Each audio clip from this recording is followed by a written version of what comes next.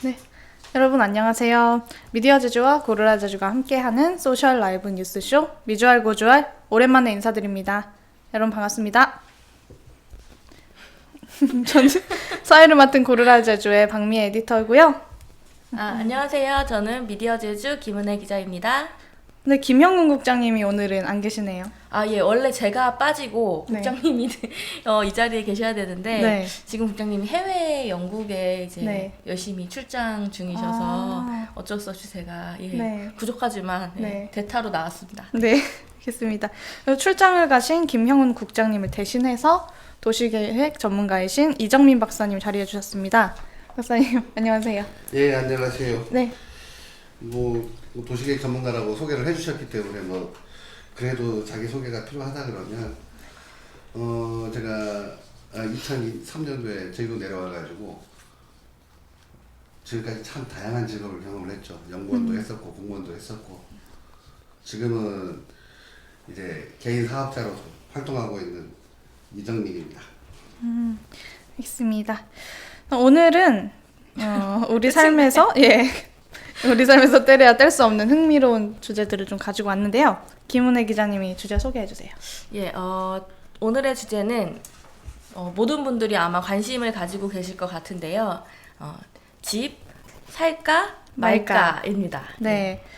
그래서 이거에 관련해 가지고 오늘 좀 좋은 팁이나 이런 거를 좀 많이 알려주시면 부탁드립니다. 최대한 알고 있는 거 다 알려드리겠습니다. 네.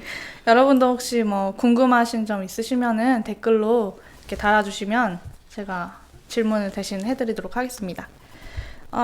지금 이 시기 집을 사야 할까 아니면 사지 말아야 할까 이런 고민들 되게 많이들 하시는 것 같은데 은혜 기자님은 이런 고민 해본 적 없으세요? 저는 사실 돈이 없는데도 네. 고민을 하고 있어요. 그래서 안 그래도 대출을 받아 사야 되나 아니면 좀 무리가 가니까 네. 좀 모아가지고 사야 되나 이런 네. 고민을 저도 하고 있습니다. 네. 이거에 대해서 어떻게 생각하세요? 지금? 저는 네. 기본적으로 네. 좀 없어도 장기적으로 지불하는 비용을 생각했을 때는 주택을 여건에 맞는 주택을 구매하는 게 필요하다고 생각을 합니다. 지금 이 부동산의 좀 변화가 예. 어떤지. 지금 제주도 같은 경우에는 약간 하락 국면이거든요. 주택 가격 같은 경우가 이제 많이 빠지고 있는데 네. 아무리 많이 빠진다 그래도 2030 세대 네. 우리가 가장 지금 보면은 소득 수준이 좀 많이 낮은 세대들이거든요. 그럼 네. 이 사람들이 집값이 아무리 싸졌다 하더라도 이들이 구매하기에는 아직도 집값이 비싸다. 그렇기 때문에 네. 지금 주택 가격이 내렸을 때 이때가 구매할 수 있는 찬스다. 이렇게 저는 생각을 하고 있어요. 그러면은 내 집 마련이 가능하다고 보시는 거예요? 청년들도? 많이 어렵죠. 많이 싸졌다 그러지만 그래도 비싼 거예요. 그 소득 수준에 비했을 때는 그래도 비싸다. 그렇긴 하죠. 그런데 정부에서 이제 대출도 해주고 하지만 아무래도 이제 소득 수준이 말씀하셨다시피 낮은 저 같은 네, 저 그런 같은. 경우에는 이게 대출을 받아도 부담이 되거든요. 네. 근데 그런데도 지금 집을 사는 게 그러면 좋다는 말씀이신가요? 왜 그러냐면 이거는 지금까지 산업혁명 이후부터 불편한 진실인데 지대 상승률, 부동산 가격 상승률이 임금 상승률이라든지 어떤 기업의 이익, 그러니까 경영 이익 상승률보다 항상 높았어요. 아무리 지금 인구 감소 시대라 그러지만 제주도 국제자유도시고 서울 같은 데도 뭡니까? 국제도시이기 때문에 네. 이런 곳은 부동산 가격이 내려갈 가능성이 낮아요. 그렇기 때문에 지금 어려워도 구매하는 것이 나중에 앞으로 40년 동안 자기가 살고 있는 집을 원리금 분할해서 상환한다고 했을 때는 지금 구매하는 게 저렴하다는 거예요.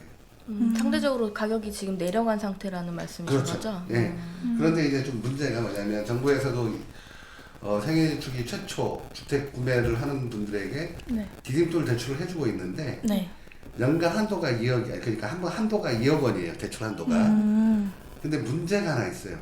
내가 만약 1억 5천짜리 뭐 제주도 이렇게 보니까 조금 저렴한 아파트가 있어가지고 1억 5천짜리를 살라 그러는데 네. 1억 5천에 매매 계약서를 쓰게 되면 그게 감정 가격이 한 90에서 95% 나오거든요. 그럼 그 90에서 95% 나온 거에 70%만 대출이 돼요. 그러면 1억 5천짜리 거기다가 또 빼야 되는 게 있어요. 소액 임차 방 하나 빌려주게 되면 방 하나당 1,700만 원을 빼요. 그러면은 실질적으로 대출이 나오는 금액이 얼마냐? 한 7,500 정도 돼요. 절반밖에 안 나왔나? 네, 그렇죠. 그러니까 절반은 부모로부터 지원을 받든지 아니면 직장에 있으면 신용대출까지 포함해가지고 네. 그 뭡니까? 그 디딤돌 대출을 이용해야 돼요. 디딤돌 대출은 굉장히 이율이 저렴합니다. 예. 싼 게 2%고 굉장히 비싸봐야 한 3.1% 정도 되니까 굉장히 저렴한 편이에요. 그럼 순서가 디딤돌 대출을 먼저 받고 대출을 하는 건가요? 아니면 같이 해야 돼요. 동시에요? 그러니까 예를 들어서 내가 7,500만 원이 있다. 그럼 내가 그냥 한 1억 8천까지 그냥 사버리면 돼. 없다면 없다면은 이 7천만 원을 만들어야 되는 게 이제 문제가. 그러니까 이 정부의 정책이라는 게 어느 정도 뭐 부모로부터 지원을 받아가지고 어느 정도 자금을 조달할 수 있는 사람들에게는 이게 굉장히 좋은 제도지만 그것조차도 힘든 2030 세대들에게는 네. 그것도 버겁다는 거예요. 사실 힘든 분들이 더 많을 것 같거든요. 굉장히 그죠? 많죠, 더 예. 많죠. 그럼에도 불구하고 살려면 지금 그렇죠. 왜 그러냐면 네. 만약 부동산 가격이 계속 올라버리면 임대로 살다가 나중에 분양전환해서 살겠다. 네. 이랬을 때는 나중에 되면은 그 가격이 더 올라버리거든요. 그리고 공공임대주택이라 그러더라도 매년 임대료가 한 1%에서 2%씩 계속 상승을 해요. 그래서 그런 거 저런 거 따져보면은 네. 아예 구매하는 게 싸다. 그런데 그 전세 그 대출도 해주잖아요. 예, 예. 근데 전세는 거의 전액이 된다고 알고 있는데 예. 맞아요. 그럼 차라리 전세로 살면서 조금 모았다가 매매로 하는 게 낫지 않을까요? 물론 그럴 수도 있는데 네. 지금 예를 들어서 그 전세가율이 네. 뭐 제주도 같은 경우는 50% 정도밖에 안 되니까 이러나 저러나 비슷해요. 그리고 또 하나는 제주도 같은 데는 싼 주택들은 전세 가격이랑 매매 가격이랑 똑같아요. 아 맞아요. 거의 네. 비슷하더라고요. 예. 그리고 또 전세를 잘 주려고 안 하고 집주인들이 이자율이 낮으니까. 그러면은 이게 저도 이제 구독자 여러분이나 아니면 주변에서 이번 방송 주제가 집 살까 말까라고 하니까 제일 이제 궁금해했던 거가 그 전세가 좋을까요? 아니면 대출금을 좀 많이 끼고서라도 이제 매매를 하는 것이 좋을까요? 이 질문이었거든요. 전세 가격이 오르지 않는 데면 가장 합리적인 선택은 전세로 사는 게 제일 합리적이죠. 왜? 왜냐하면 재산세 낼 필요도 없고 네. 주택 뭐 건물 부동산 가격이 시간이 지남에 따라서 감가상각되는 것도 없고 네. 가장 좋죠. 네. 근데 이 전세라는 거는 우리나라의 그 전세 제도라는 거는 뭐냐면 주택 가격이 계속 오를 것이라는 전제하에서 생겨난 거예요. 그러니까 무슨 얘기냐면 갭 투자. 그러니까 내가 집을 하나 샀어. 어떻게? 네. 네. 그리고 또 한 채를 분양을 받아. 근데 그걸 다른 사람한테 전세를 줘요. 그러면 100원짜리를 매매해가지고 80원 에 이렇게 전세를 주는 거야. 그 20원만 자기가 조달하면 되잖아요. 그죠? 그래서 나중에 가격이 오르면 그걸 회수를 하든가 아니면 또 그렇게 해서 늘려가는 거예요. 그렇게 해서 지난번에 뭐 방송에도 나왔었지만 네. 지금 서울 같은데 이제 빌라 같은 데는 이제 깡통 전세라 그래가지고 네. 뭐 한 사람이 막 300채씩까지 받는 사람들이 있어요. 아 이게 굴리는 거구나. 그러니까 굴리는 게 아니라 분양이 제대로 안 되니까 그냥 이 사람한테 너가 그냥 명의만 해. 네. 해가지고 나중에 그런데 잘못 들어가면 전세금을 네. 이제 돌려받지 못하는 경우들도 있죠. 그럼 어떻게 보면 전세 제도 때문에 우리나라 부동산 투기가 그렇지. 과열된 것도 예, 있겠네요. 예. 아, 그리고 문득 떠올랐는데 그 예. 전세를 고민하시는 예. 주변 분들이 걱정하는 게 혹시나 떼일까 봐. 혹시나 떼일까 봐요. 그거는 우리가 네. 그 주택보증기금 네. 내서 전세 보증 제도를 해주는 게 있어요. 네. 그러면 뭐 1억 원짜리다 하면 90%까지 돌려받을 수 있는 보증보험에 가입을 하면 됩니다. 이게 가입이 어렵거나 까다롭거나 아, 그러지 않나요? 그렇진 않고 인터넷 들어가가지고 그냥 네. 하면 돼요. 아 그래요? 예. 되게 간단. 집주인 동의도 필요 없나요? 집주인 동의는 왜냐면 어차피 전세라는 거는 내가 전세권을 설정할 수 있는 권리를 가지고 있기 때문에 네. 아무 상관없어요. 아 그러면은 그 주택 보증 기금 예. 이거에 인터넷으로 예. 가입하시면 된다고 예. 합니다. 알겠습니다. 인터넷에서 검색해봐가지고 그냥 전화 한번 해보면 돼요. 물론 이제 저는 전세를 안 살아봐가지고 네. 한 번도 이용을 안 해봤어요. 근데 혹시 여러분들이 이렇게 많이 궁금해하시니까 저도 이렇게 좀 찾아보고 왔거든요. 네. 전세금 떼이지 않는 방법은 전세권을 설정해야 되고, 네. 근데 전세권 설정하더라도 힘든 게 있어요. 왜 그러냐면 빌라나 이런 거는 항상 조심해야 돼요. 빌라요? 빌라. 예. 저당 잡힌 것 때문에 그러니까 그런가요? 예를 들어서 이제 이게 정확히 명칭이 모르겠는데 한 구분 등기가 안 되는 거야. 그러니까 단독주택인 경우가 있어요. 그러니까 그 구분 등기가 안 돼가지고 그러면 뭐 예를 들어서 4층인데 2층부터 4층까지는 전부 찾고 내가 1층에 들어간다 이렇게 했을 때 앞에 사람들이 전세를 얼마를 들어와 있느냐, 이 건물 가액보다 더 많이 들어와 있느냐, 그러면 후비 전세한 사람들은 안 되는 경우가 그걸 있어요. 다 알아보기가 쉽지가 않잖아요. 그죠. 굉장히 어렵죠. 그쵸. 그래서 이제 많이 사기들을 당하죠. 빌라 들어가면 이제 조심해야겠네요. 네, 그러니까 빌라 같은 거는 그러니까 구분 등기돼 있는 건 상관이 없어요. 그러니까 왜냐면 각자의 이렇게 호수대로. 각자 자기 집이 각자의 그 호수로 해서 등기가 되는 건 상관이 없는데 네. 그 건물 자체가 하나의 등기로 되어 있을 때는 항상 조심해야 돼. 저희 이제 네. 광고. 네, 저희 지금 여기서 잠깐 쉬어가는 시간 있어야 될 것 같아요. 중간 광고 보고 다시 돌아오겠습니다.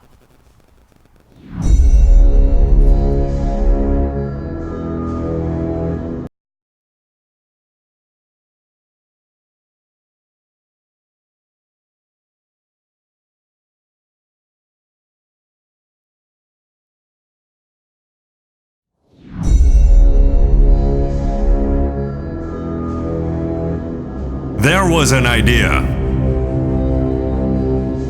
to bring together a group of remarkable people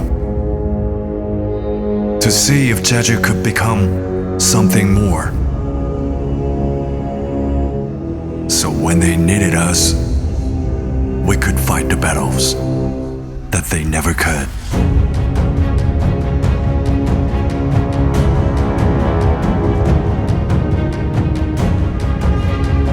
Destiny still arrives.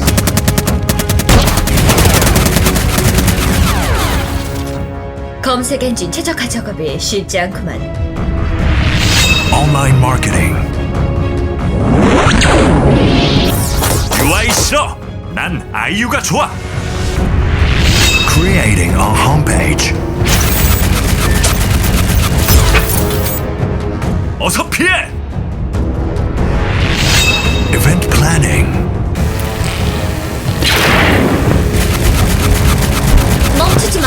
머리가 굳어져 버려. SNS marketing training.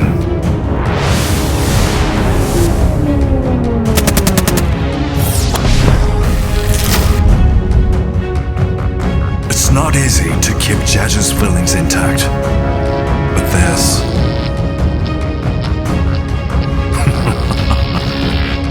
does put a smile on my face.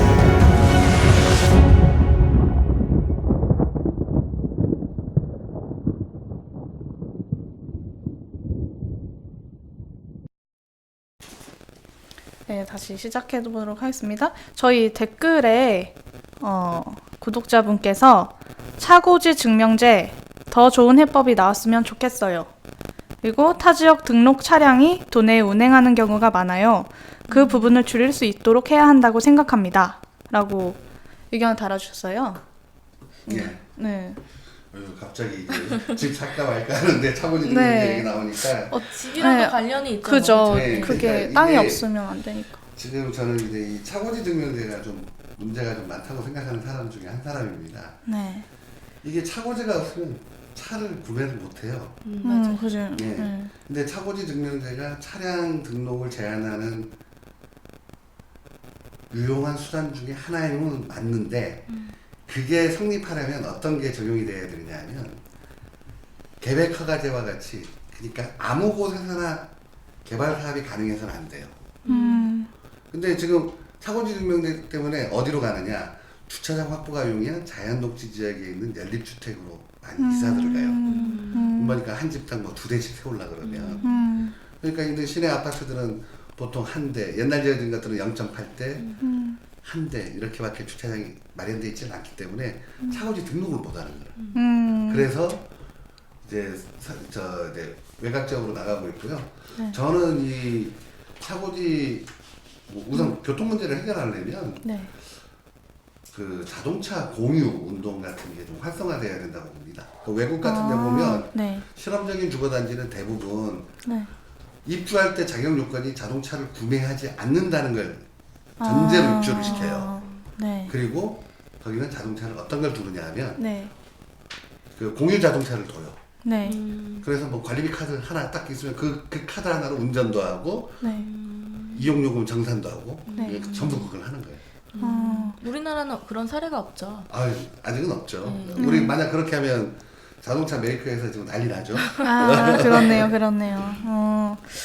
그러면 만약에 그게 도입된다고 하면은 굉장히 좋을 것 같긴 한데. 굉장히 획기적이죠. 왜 그러냐면 네. 교통량 자체를 획기적으로 줄일 수 있고 네. 차를 탈 필요가 없는 거죠. 근데 저는 항상 궁금했던 게 그 자동차가 어쨌건 제주도에 많은 이유가 또 렌터카의 그 수가 많기 때문에도 있잖아요. 네. 그럼 렌터카들은 새 차를 구매할 때 네. 어떻게 되나요? 전부 제주도에다 다 등록합니다. 차고지가 다 있어요. 차고지는요? 그럼 굉장히 넓은 부지를 보유하고 있어야겠네요. 그래서 우리 장기 리스 차량 같은 경우는 그 육지 본토에서 움직이는 장기 리스 차량 같은 경우는 차고지가 어디 있느냐면 세배로름 앞에 있어요. 근데 거기는 국민 세금으로 만들어진 주차장 아닌가요? 아니 주차장이 아니에요. 그냥 차고지라 그러면 차고지 등록만 한 거예요. 거기다 차를 세우는 게 아니에요. 그러니까 차고지가 있어야 되니 영업용 차량은 무조건 차고지가 있어야 됩니다. 그래서 차고지 등록을 어디다 하느냐? 자동차 영업용 차량 등록을 제주도에다 하고 네. 이용은 서울에서 하는 거예요. 그러면 돈은 뭐 지불을 하나요? 어떤 일정? 아니 왜냐면 제주도에다 자동차를 등록하게 되면 취등록세 받잖아요. 자동차 세금 받잖아. 예, 그게 그거는 1년에 한 제주도에 1,300억 이상 들어오니까. 제주도에다가 네. 조금 이상하긴 한 것 같아요. 네, 그러니까 그게 역의 세원 발굴 차원에서 그거는 좀 잘하긴 한 것 같은데 네. 자동차 줄이는 차원에서는 결코 바람직하지 않다. 그렇죠. 어쨌거나 맞아요. 도민들이 피해를 보는 네. 부분이 있으니까. 결국엔 없는 사람이 더 그러니까 더 없어야 되는 그런. 지금 우리나라 전 세계 도시 문제의 기본 원인 제공자가 자동차입니다. 자동차. 자동차 줄이지 않고는 도시 문제를 해결할 수가 없어요. 역시 도시계획 전문가. 차고지 증명제까지 이렇게 빠삭하게 알고 계시고. 다시 그 집 이야기로 돌아와서 좀 집 유형이 주택 유형이 좀 여러 가지가 네. 있잖아요. 아파트도 있고 빌라도 있고 단독주택도 있고 네. 막 여러 가지가 있는데 은혜 기자님은 어떤 곳을 좀 선호하세요? 저는 단독주택을 좋아하는데요. 아마 네. 뭐 많은 분들이 그렇지 않을까 싶은데 네. 저는 이제 서울 출신이라서 네, 네. 거의 아파트나 이제 빌라에만 살아서 네. 좀 이제 마당이 있고 네. 좀 이런 삶을 동경하지만 또 단독주택은 너무 비싸가지고 예, 뭐 형편상 네. 단독주택을 구매하는 거는 네. 힘들 것 같고요. 아마 저처럼 대부분 20, 30대들이 네. 형편상 빌라나 아파트에 네. 예, 전세로 많이 살고 그죠. 있죠. 원룸이나 예. 투룸까지 구해서 살고 있죠. 어떻게 약간 집을 사려고 지금 고민 중이신 분들한테 네. 네, 그분들 대상으로 하게 되면은 어디가 좋을까요? 어떤 유형이? 그러니까 지금 네. 뭐냐면 사용 가치만 봤을 때는 네네. 편리한 데 가서 살면 돼요. 단독이면 어떻고 연립이면 어떻고 어차피 아파트면 내가 사는 어떻습니까? 곳이니까. 근데 뭐 투자 가치로 봤을 때는 네. 황금성을 따져야 되거든요. 만약 내가 필요가 없어가지고 매각했을 때 이게 빨리 팔리느냐 안 팔리느냐를 봐야 돼요. 그런 것 때문에 지금 대한민국 전체 국민들이 가장 선호하는 주거 유형이 아파트입니다. 그리고 아파트는 또 대한민국 원래 아파트는 서구권에서는 도시 빈민들이 거주하는 곳이에요. 맞아요. 근데 맞아. 그 프랑스 지리학자들이 한국에 와가지고 쓴 책이 있어요. 아파트 공화국이라는 책을 썼는데 네. 그 책에 이런 내용이 나와요. 대한민국의 아파트는 굉장히 중산층 이상들이 사는 대표적인 고급 주거지다. 그리고 자기들끼리 그 자신들의 영역을 만들어간다. 그러니까 아파트 분야회가 이런 데서 아파트 가격 담합하고 그다음 마음에 들지 않는 사람들이 들면 이제 뭐 전입하는 걸 끝까지 반대하고 이런 걸 하다 보니까 그 자기네만이 영역이 된 거죠. 그러다 보니까 뭐 솔직히 돈 있는 사람들은 아파트에 선호하는 걸 원하죠. 그래서 뭐 연봉이 한 1억 5천 정도 되는 사람들은 어떤 데를 선호하느냐 하면 서울 그 동부이촌동이나 이런 데 보면은 시가는 한 25억 정도 되는데 전세 가격이 한 18억 정도 되는 그게 있어요. 그럼 전세 가격이 18억이면 한 월 주거 비용으로 지출하는 게 한 350 정도 돼요. 그럼 관리비까지 한 500 정도 되는 건데 진짜 비싸네. 관리비가 그렇게 비싸요? 네, 와. 150만 원 정도 나와요. 보통 이제 뭐 거기 밑에 보면 수영장도 있고 뭐 바도 있고 하니까. 되게 다른 세상이다. 아, 그런 데는 아침도 제공해 주더라고요. 그렇죠. 맞아. 그래서 네. 이런 사람들이 그러니까 실질적으로 세후 소득이 1,000만 원이 넘어가는 사람들은 500만 원 정도 주거 비용으로 지출해도 아깝지 않다 이거죠. 그러네요. 예, 그래서 그런 사람들이 그렇게 살고 있고, 네. 그다음 우리 같이 그냥 서민들은 솔직히 얘기해서 저는 그냥 나홀로 아파트 같은 경우도 네. 저도 나홀로 아파트에 살지만 네. 불편한 건 없어요. 오히려 더 관리비도 덜 나오고. 나홀로 네. 아파트가 네, 그런 게 그러니까 아파트 한 동짜리. 아, 한 대규모가 아파트. 아니고. 네. 그리고 그 주민들하고 좀 이웃들하고 친하니까 네. 그 나름대로 또 괜찮아요. 그런 좀 장점이 네. 있네요. 근데 궁금한 게 빌라를 사지 말라는 얘기를 하잖아요. 네. 네. 그 이유가 있나요? 황금성이 그러니까 나중에 팔 때 네. 떨어지니까. 아니 잘 안 팔려서 그런 거예요. 아, 팔리기만 하면 상관이 없는 거예요. 네. 그럼 그냥 거주만 하는 거면 네, 거짓말 주거 하는 거는 목적이면 전혀 상관이 없는 네. 거네요. 네, 그렇죠. 그러니까 내가 끝까지 여기서 죽을 때까지 살 거다 하면 그냥 상관없어요. 근데 죽을 때까지는 힘들 거. 그러면은 이제 이사를 해야 되는데 매각이 잘 되지 않을 것 같다 그러면 그 뭡니까 그냥 임차로 사는 게 낫죠. 전세나 이런 거 월세라 이런 거. 어렵네요. 네. 좀 어렵죠. 빌라가 네. 저렴해서 네. 그쪽을 저도 생각을 하는데 네. 근데 그래도 네. 집이 있는 게 아까도 제가 말씀드렸지만은 그 빌라도 오를 때는 또 올라요. 같이. 그런 게 뭐냐면 사용 가치만 보고 사는 집들은 오를 때는 찔끔 오르고 내릴 때는 확 내려요. 그래서 위험하다고 하는 게 네. 이제 그러니까 내가 그냥 살아버리면 되니까 네. 불편하지만 않다면 빌라도 나쁜 선택이 아니에요. 좋은 대안입니다. 그거. 이렇게 이야기를 나눠 보는데 요즘 부동산 가격이 많이 내렸다고 하잖아요. 예. 근데 이제 싼 데는 어느 정도까지 나가는지 궁금해져서. 부동산 가격이 내린 게 아니라 네. 거품이 빠졌다고 보는 게 맞죠. 그러니까 부동산에서 가장 중요한 거는 네. 가격과 가치를 구분할 줄 알아야 돼요. 가격과 가치. 그러니까 가치라는 거는 돈 네. 값어치거든요. 네. 근데 솔직히 여기는 이게 100원밖에 안 날 주택인데 갑자기 네. 막 300원에 막 매물로 나오고 있어. 안 팔리죠. 근데 팔리는 경우가 또 있더라고요. 그거는 부동산 상승장일 때는 그냥 팔려요. 그쵸. 없으니까 필요한 사람. 왜냐하면 100개가 한꺼번에 팔리는 게 아니라 하나가 100원짜리가 300원에 팔려. 그러면 나머지 99개는 네. 300원에 팔린 게 기준 가격이 되는 거예요. 그렇죠. 예. 그러니까 또 또 이게 올라가. 맞아. 사다리 타듯이 올라가는 거예요. 이게. 그래서 지금은 거품이 가치의 가격이 수렴해 간다 이렇게 보면 돼요. 지금 뭐 경매 물건들 이렇게 나온 것들 쭉 보면은 한 50% 분양 가격 50% 정도에서 낙찰들이 될 것 같아요. 50%요? 네. 이게 이제 내려가서 그런 거죠. 조금 거품이 빠져서. 그러니까 거품이 빠지는 거죠. 그러니까 그만한 가치밖에 없다는 거지. 그 주택이.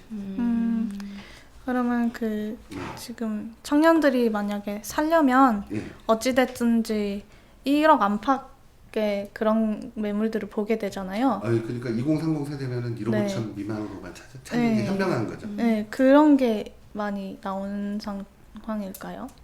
1억 5천짜리 집들이 뭐 교차로나 이런데 네. 그 부동산 네.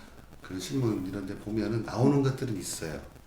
근데 그거는 잘 이렇게 한번 현장도 꼼꼼히 방문하고 이렇게 보고 그 다음에 그 집에 이제 히스토리 같은 경우도 이렇게 꼼꼼히 챙기면서 이렇게 봐줘야 돼요. 싼 이유가 있는지 네. 한번 살펴봐라. 그리고 그 항상 현장을 방문해야 뭐 스키는 뭐 햇빛이 잘 들어오지 않아가지고 뭐 스키 차는 데는 있는지 없는지 뭐 이런 거 다 뭐. 꼼꼼히 체크해야 네. 되는 거예요. 이게.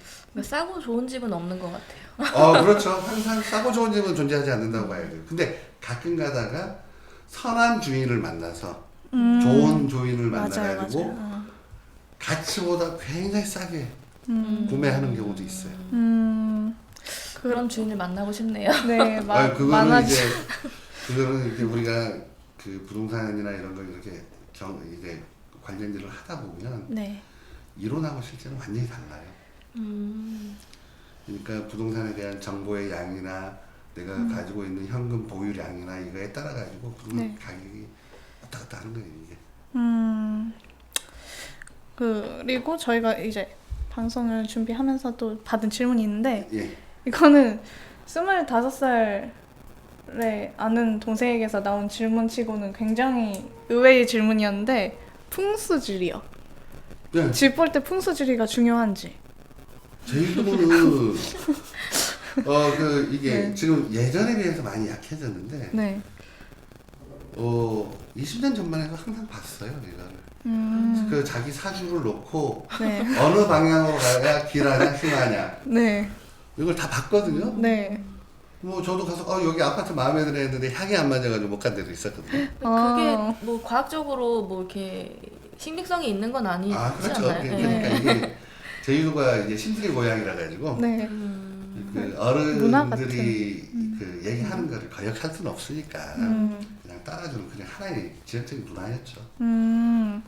근데 그 친구는 제주살이 중인 창원 친구인데 예. 되게 독특하네요. 그러니까 꼭 따를 필요는 없다 풍수지리를 네. 결론은 그런 거죠. 풍수지리는 따를 필요는 없죠. 알겠습니다. 저희도 여기서 잠깐 쉬어가는 타임 다시 갖도록 하겠습니다. 중간 광고 보고 다시 돌아오겠습니다.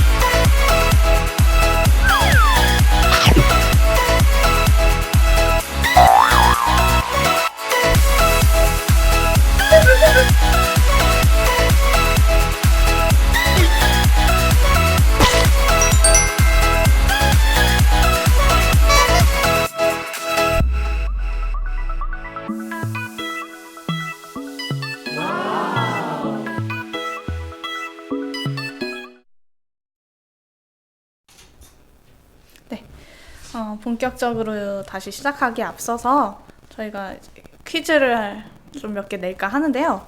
그 흔히 저희가 그 지하철역을 중심으로 한 걸어서 5분에서 10분 내외가 걸리는 그 지역을 역세권이라고 하잖아요. 근데 이제 버세권이라는 말이 또 생겼더라고요. 버스 말하는 거죠? 맞아요. 퀴즈 버스 내기 전에 맞추셨어요. 아, 퀴즈 내시려고 퀴즈 했어요? 퀴즈 죄송해요. 내기 전에 맞추셨어요. 아, 그러면 너무 쉬워요 문제가. 아 그런가요? 음. 아셨나요? 알고 있죠. 아, 그래요? 다 아시나요? 그러면? 근데 제주시는 이게 네. 버스권이 이제 문제가 좀 심각해요. 버스 정류장 간격이 너무 작아가지고 네. 맞아요. 그러니까 200m 시내에는 200m나 150m나 200m 딱 하나예요. 그러니까 여기는 딱 걸어서 5분도 아니야. 한 2, 3분이야. 다 버세권이네요 제주 시내는. 예, 그렇네. 제주 시내는 딱 버스권인데 네. 버스가 자주 서다 보니까 네. 택시나 자가용에 비해서 느린 거라. 맞아요 너무 느려요. 느리다 보니까 자가용을 이용할 수밖에 없는 거예요. 맞아요. 이게 참 역설이에요, 이거. 그러니까 지금 우리 제주도 이 대중교통 체계를 제대로 잡으려면 최소한 400에서 800m 정도로 돼야 돼요, 버스 정류장 간격이. 그래서 그 800m를 딱 찍고 이렇게 그 버스 정류장을 기준으로 해서 400m를 딱 반경을 그리는 거예요. 반경을 그리면 거기서 빠지는 동네가 있고 그 빠지는 동네는 가면은 좀 많이 불편하죠. 한 400m 걸어가려면 네. 한 6분 정도 좀 빨리 걸어야 되니까. 그래서 지금은 제주시 같은 경우는 이제 한 우리가 그 최소한 400m 정도는 돼야 된다. 근데 이게 너무 작다 보니까 이게 더 오히려 문제다. 그다음에 지금 댓글로 바세권도 있다 하는데요. 바세권이 뭐죠? 저 처음 듣는데.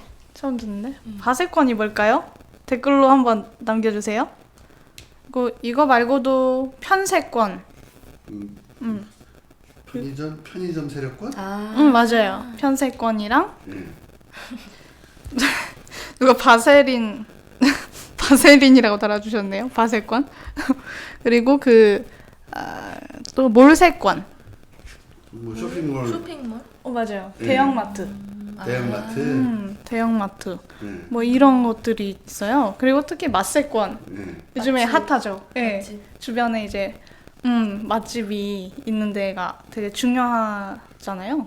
저희 세대는 좀 제 주변에만 그런지 몰라도 그게 굉장히 중요해요. 주변에 저는 배달 배달.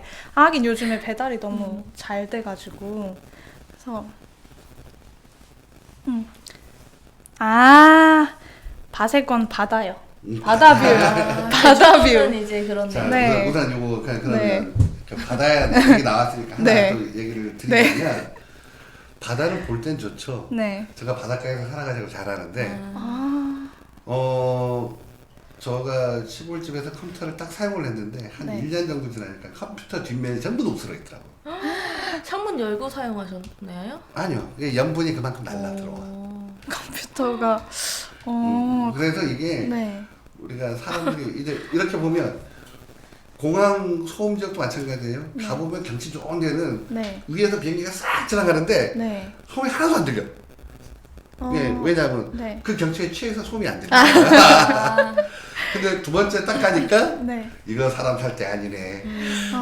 근데 그래서 그쪽이 조금 저렴하잖아요. 네, 지금. 저렴하죠. 근데 제주살이 하시는 분들 처음 오셔가지고 네. 거기가 저렴하고 하니까 네. 많이들 사시잖아요. 네, 근데 제 이제 친구도 사는데 네. 저 한 번 거기서 잤다가 네. 여기는 진짜 살 때 아니구나 왜, 싶더라고요. 왜 너무 그래? 시끄러워서 잠을 못 자. 네. 수면장애니까. 막 짜증나고 비행기 소리. 네. 같은 예 거 계속 때문에. 이게 나니까 약간 네. 여기는 살 때 아니구나 싶더라고요. 알겠습니다. 그리고 다음 질문으로 한번 넘어가 볼게요. 이건 제가 질문할 거네요. 네. 이거는 이제 제가 기자라서 또 이런 게 궁금한 것 같기도 한데 네. 투자와 투기, 그러니까 부동산 투자와 부동산 투기의 차이점이 있다면 좀 박사님은 어떻게 생각을 하시는지요? 부동산에 투자와 투기가 어디 있습니까? 다 투기지. 이 말을 듣고 싶었어요. 솔직하시네. 아니 그거는 네. 이게 그러니까 조금 구분하라 그러면 그거예요. 그러니까 투자는 자본을 투자해가지고 이거를 그 부동산을 통해서 수익을 얻는 건데 투기는 뭐냐면 기회에다가 요행에다가 투기하는 거예요. 그러니까 뭐냐면 그 부동산이 갖고 있는 상품 자체에 네. 그가 줄 수 있는 수익률이나 이런 상품성들을 객관적으로 평가해서 네. 부동산을 구매하는 것을 우리가 투자라고 한다면 네. 그냥 일반 토지처럼 아무런 생산성도 없고 그냥 여기 제2공항 생기니까 땅값 오른데 이거는 100% 투기다 이거죠. 제주도도 투기 세력이 굉장히 많잖아요. 그 제주도는 솔직히 저 이런 얘기 드리면 욕할지 모르겠지만 저도 부동산을 굉장히 저렴하게 구입했다고 생각을 했는데 네. 저렴함에도 불구하고 연 임대료가 은행 이자보다 안 나와요. 아, 그만큼 이제 땅값이 예. 엄청나게 올랐다는 거군요. 지금 또 댓글을 달아주셨는데 같은 건물이라도 가격이 다를 수가 있나요? 같은 층이라도 남향이 더 비싸요. 이렇게 달아주셨거든요. 그거는 네. 같은 건물이라도 가격은 다 다르죠. 왜냐하면 네. 우리는 이제 만약 5층이나 6층이랑 가격 차이가 안 나야 정상이잖아요. 네. 근데 나더라도 평당 그 3.3제곱미터당 한 1,000원 정도 나면은 딱 적당하다고 보는데 1,000원이나 10,000원. 네. 근데 뭐 가격 차이가 막 터무니없이 나는 경우도 있거든요. 네. 그거는 뭐냐면 매도인이나 매수인이나 부동산에 대해서 얼마나 알고 있느냐, 얼마나 내가 돈이 많으냐, 그 사람 매도인이 얼마나 착하냐. 착하냐. 이거에 따라가지고 달라지는 거예요. 그 가장 나쁜 매도인은 어떤 매도인이냐면 네. 모든 가능성을 전부 계산해가지고 네. 90%에 매각하는 거예요. 그러면 산 사람은 자기가 엄청난 노력을 해야 10% 정도의 수익률 갭밖에 안 생기는 거예요. 그래서 그거는 그래서 부동산 정보와 지식에 따라 부동산에 대한 지식과 네. 그 자신이 보유한 현금 정도에 따라 가지고 가격이 달라지는 거예요. 그게. 내가 지식을 많이 갖고 있으면 이제 90%짜리 그런 나쁜 매도인의 건물은 사지 않는다는 당연하죠. 거죠. 공부를 좀 해야겠네요. 그래서 부동산은 공부하지 않으면 네. 쳐다보지 않는 게 현명한 겁니다. 알겠습니다.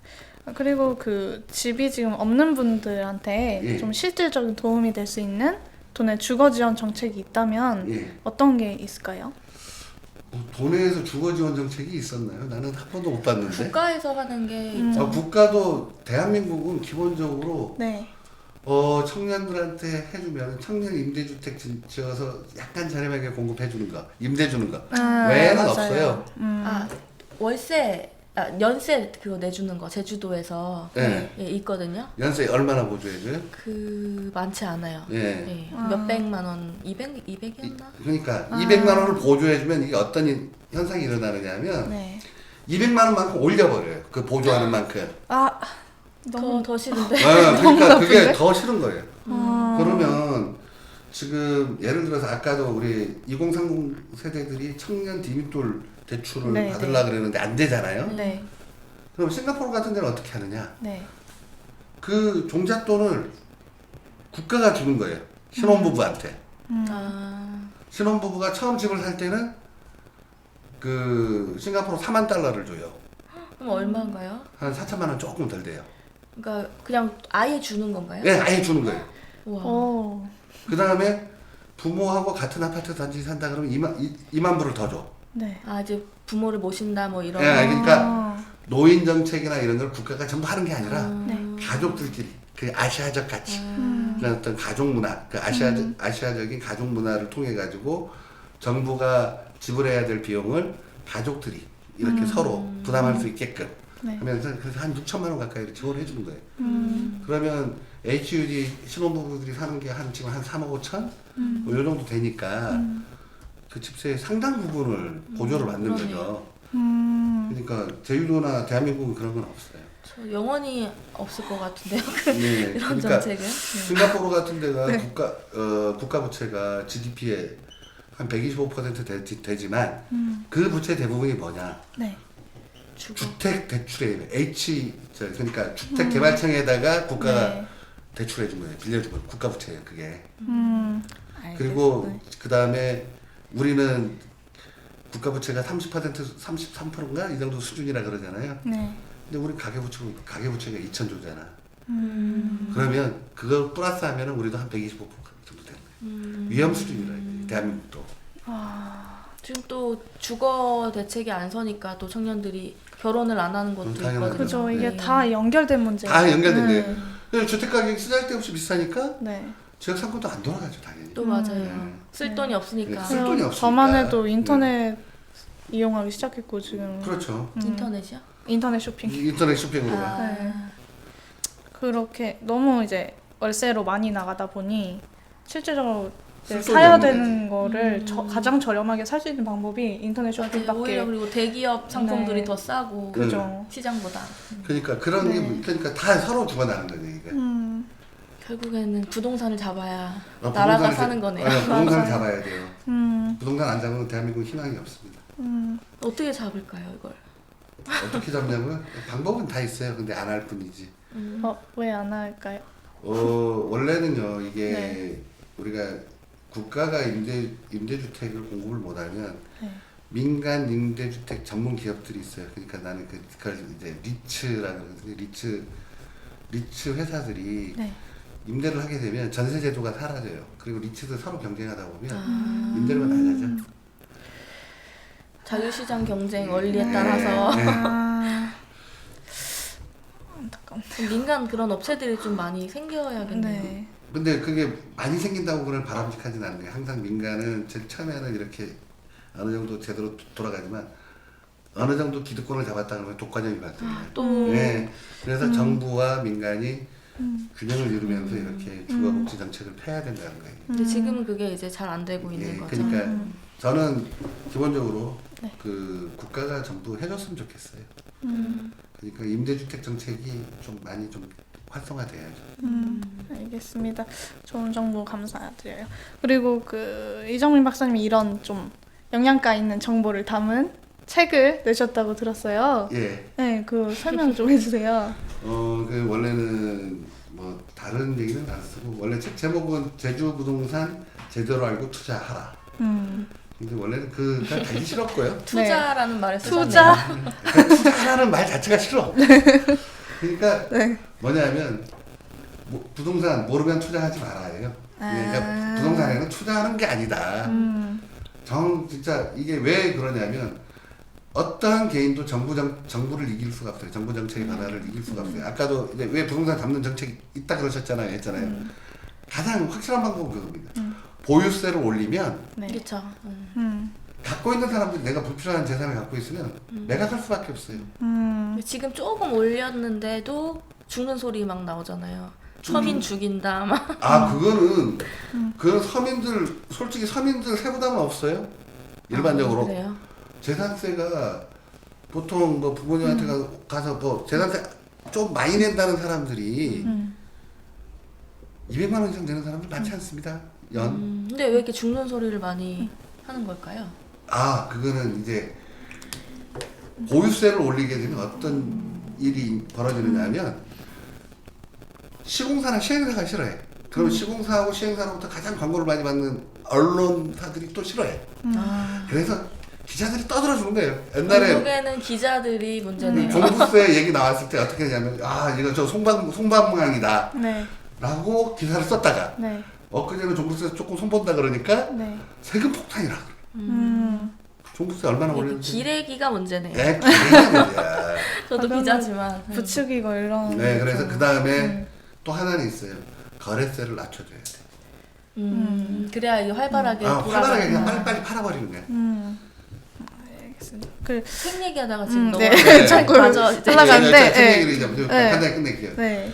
그래서 저는 이제 이 책에서 뭐 내일 출판 강연회를 하는데 어디서? 뭐 광고해도 되죠? 네, 어디서 제주 하시나요? 벤츠마루 10층에서 2시부터 5시까지 합니다. 그냥 오셔서 듣고 네. 궁금하신 것들 질문 주시면 끝까지 답변해 드립니다. 시간이 지나더라도 그냥 그럼- 답변해 드리고요. 네. 제가 그 책에서 한 얘기가 있어요. 이게 저는 이 제주도 부동산은 그 가치가 어디에 있냐면 자연 환경에 있다고 봐요. 맞아요. 자연 풍광이나 이런 환경이 망가지는 순간 제주도의 가치는 떨어집니다. 그게 무슨 얘기냐면 가치가 떨어지면 네. 거품이 거칠 거 아니에요. 가격은 폭락하는 거죠. 그렇죠. 그 가격 폭락도 가격이 오르는 것보다는 네. 가격 폭락하는 게 정말 대처하기가 힘듭니다. 또 무리해서 대출 받으신 예. 분들은 그리고 솔직히 돈 벌려고 투자하시는 분들은 저는 직접 투자보다는 간접 투자를 권합니다. 그러니까 부동산 펀드나 부동산 간접 투자 신탁에다가 이제 투자하는 걸 원하고요. 네. 만약에 좀 진짜 나는 돈이 많다. 네. 나 한 10년 동안 그냥 묶어놓을 자신 있다. 저는 적극적으로 추천하는 상품이 고짜왈입니다. 곧자왈이요? 아, 또 이런 얘기 나가면 또 투기 세력들이 아니요. 고짜왈은 솔직히 얘기해서 그 고짜왈 사는 순간 보유세 그 감당할 수 있는 사람들이 살 거 아니에요, 그죠? 그렇죠. 근데 고짜왈은 예를 들면 그만한 숲을 조성하는데 그 정도 가격으로 숲을 만들지 못해. 그 자연이 몇천 년 동안 만든 그렇죠. 거니까. 예. 그러니까 나만의 숲, 우리만의 숲이 생기는 거예요. 그러니까 내가 이렇게 바운더리 경계를 쳐가지고 거기 간이 화장실 놓는 거는 그 개발행위 허가 대상이 아니거든요. 그다음 데크 살짝 이렇게 편의상 까는 거 그 개발행위 허가 대상 아니에요. 내가 내 땅에 내가 들어간다는데 산림 훼손 안 하고 관리하면서 그 얼마나 그러니까 정말 선한 사람들이 그렇게 이제 곧자왈을 사실 것 같은데. 네. 근데 또 하나는 고짜왈 공유화 재단이나 국가에서 매입해 준다는 거예요. 그러면 한 10년 동안 이렇게 지켜봤더니 공시지가 상승률을 이렇게 봤더니 한 연 15% 정도 나오더라고요. 그만한 수익률을 낼 수 있는 상품이 존재하지 않아요. 알겠습니다.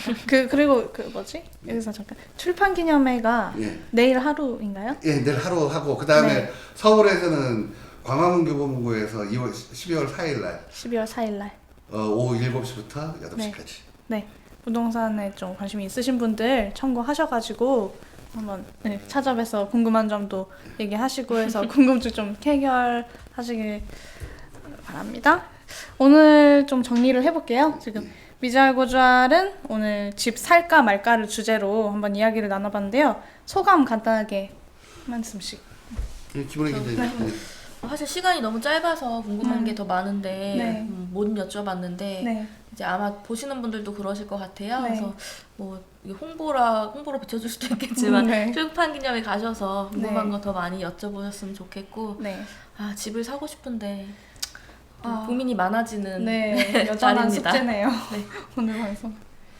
저는 그래요. 이게 2030 세대들이 저는 이 보수화된다는 게 정말 두려운 거예요. 이게 자신들이 잘못한 게 아니에요. 이게 내가 집을 못 사는 게 내가 노력이 모자라서가 아니고 그동안 너무 정부가 이 부동산에 그러니까 토지의 공공성이나 사회성을 강조해야 되는데 지금까지 이렇게 보면 주택이라는 건 가격에 대한 얘기만 했던 거거든요. 양과 가격에 대한 얘기만 했지 우리가 주거 복지에 대해서 얘기를 한 번도 안 했었거든요.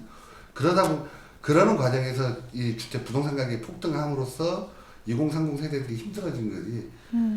그건 2030 세대 여러분들이 잘못한 게 아니거든요. 그러니까 솔직히 지금 뭐 586 세대인 저희가 이 기득권, 기성 세대들이 문제인 거죠, 이게. 네.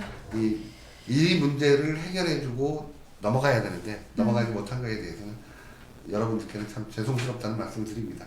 그리고 제주도는 국제 자유도시를 끝까지 표방할 것 같아요. 이런 상황이 되면 네. 좀 힘들더라도 서로 연대해가지고 2030끼리 연대해가지고라도 네. 여러 명이 집 자기가 사는 집을 나 혼자 살 필요는 없잖아. 공유해서 샀다가 다시 분할하면서 서로 돈을 모아가지고 이거 샀다가 그다음 좀 저축해가지고 또 다른 사람 살 때 이렇게 분할하면서 이렇게 같이 서로 도우면서 살면은 그 디딤돌 대출을 받기 위한 종잣돈을 마련하는 데는 크게 어렵지 않지 않겠느냐 하는 생각이 들긴 들어요. 그래서 신용대출이라든지 이런 뭐 서로 이렇게 모아가지고 하면서 같이 나가야 된다는 거죠. 알겠습니다. 좋은 말씀 감사합니다. 미잘고잘 이번 시간은 여기서 마무리해 보도록 하겠습니다. 댓글을 통해서 그동안 궁금했지만 어디 물어볼 곳이 없어서 좀 답답했던 것들 아니면 다음 주제로 다뤘으면 좋겠다 하는 것들이 있으면 댓글로 달아주세요. 그걸 다음 방송에 반영을 해서 궁금증 좀 속 시원하게 풀어드리도록 하겠습니다. 저희는 다음 시간에 다시 찾아뵙겠습니다. 감사합니다. 네, 감사합니다.